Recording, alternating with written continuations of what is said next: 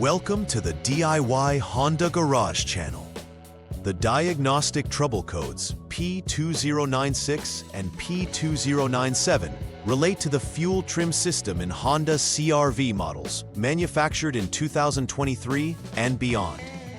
The code P2096 indicates that the post-catalyst fuel trim is too lean, while P2097 suggests that it is too rich. These codes prompt the Powertrain Control Module, PCM, to identify an irregularity in the fuel mixture adjustments after the catalytic converter. This system plays a vital role in ensuring that the vehicle operates efficiently, optimizing fuel combustion to minimize emissions. When the fuel trim levels deviate, it triggers the PCM to store these DTCs, which must be resolved for optimal vehicle performance. It is essential for technicians to follow a structured approach when troubleshooting these issues, to avoid unnecessary repairs and ensure the vehicle's emissions system operates correctly. DTCs P2096 and P2097 relate specifically to the post-catalyst fuel trim system, which adjusts the fuel mixture after exhaust gases have passed through the catalytic converter. The affected components include the air-fuel AF sensor, which measures the oxygen levels in the exhaust, and the exhaust system itself. The AF sensor is typically located in the exhaust piping just before the catalytic converter and ensures efficient combustion by adjusting fuel delivery based on real-time oxygen data. If the PCM detects that the fuel trim values deviate significantly from the expected range, too lean in the case of P2096 or too rich in the case of P2097, it stores these codes for later diagnostics. Addressing these error codes is crucial, as they indicate potential problems in fuel delivery or exhaust flow that can affect vehicle performance and emissions. Several factors can lead to the triggering of DTCs P2096 and P2097. One of the most common causes is a faulty air-fuel AF sensor. This sensor can become less effective over time due to contamination or internal failure, leading to incorrect readings and improper fuel trim adjustments. Another critical issue to check is for leaks in the exhaust system, particularly between the AF sensor and the secondary heated oxygen sensor, HO2S. Leaks can skew oxygen readings, causing the PCM to misinterpret fuel trim levels.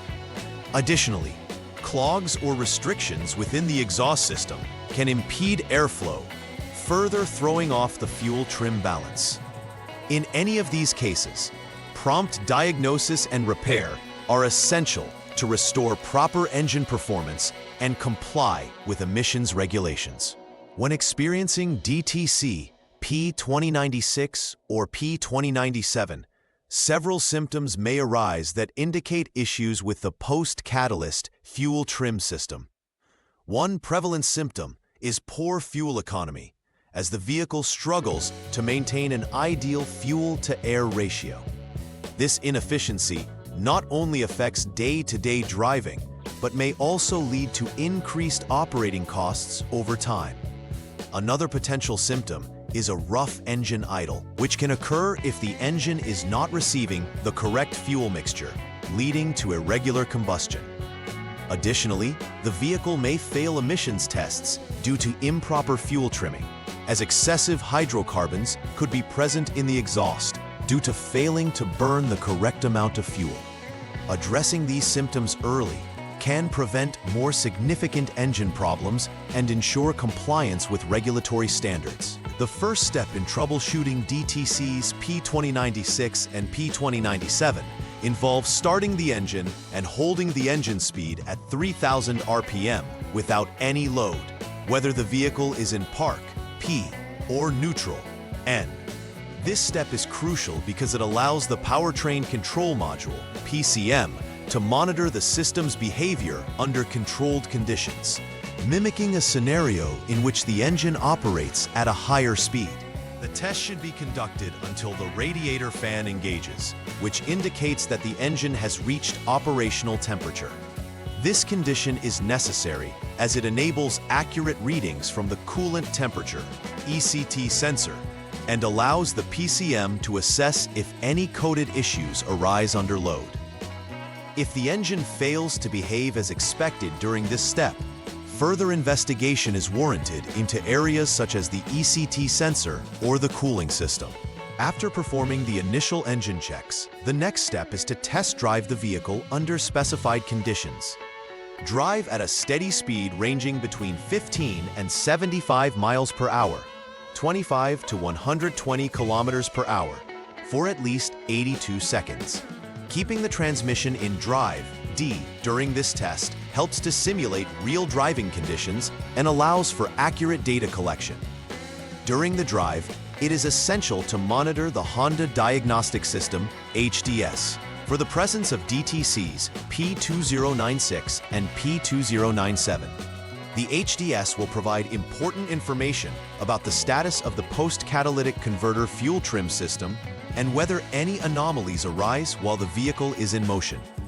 This test also helps to ensure the system is functioning as intended under load and can aid in pinpointing the root cause of the trouble codes. Upon completing the test drive, the coolant temperature sensor, ECT, should be checked to ensure it is reading above 158 degrees Fahrenheit, 70 Celsius. This temperature is crucial as it confirms that the engine has reached an optimal operating temperature necessary for accurate fuel trim readings. Ensure that the transmission is in drive, D, during this evaluation, as mode changes can affect performance characteristics. If the ECT does not reach the required temperature, this could indicate issues with the cooling system or the ECT sensor itself, both of which can influence the data fed into the PCM and lead to inaccurate fuel trim adjustments. It is vital to confirm the readings from the HDS at this stage to ensure that they correspond with expected values for both the ECT and system performance. Once repairs are completed for DTC's P2096 and P2097, it is imperative to run a final verification to confirm that the issues have been resolved. Start by clearing any stored DTCs using the HDS. After clearing, monitor the engine performance during a test drive to ensure that it operates smoothly without triggering any new DTCs. It's also important to conduct an emissions test to confirm that the vehicle meets compliance standards post-repair. Successful results in these areas will indicate that the repairs were effective and that the post-catalyst fuel trim system is functioning correctly. Documenting these outcomes will provide a clear history of the issue and resolution for future reference. To prevent issues related to DTC's P2096 and P2097, it's essential to implement effective preventive maintenance strategies. Regular inspections of the exhaust system should be performed to check for leaks or restrictions, as these can lead to performance issues and trigger error codes. Additionally, keep an eye on the AF sensor's functionality, especially during routine maintenance checks, as these components can influence fuel trim adjustments significantly. Ensuring that the engine operates at optimal temperatures is also crucial. Routinely check the coolant levels and ECT sensor to confirm accurate readings.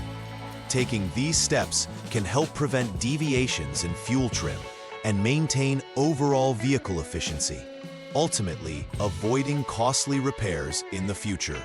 In summary, DTC's P2096 and P2097 signify issues with the post-catalyst fuel trim system in Honda CR-V models from 2023 onwards.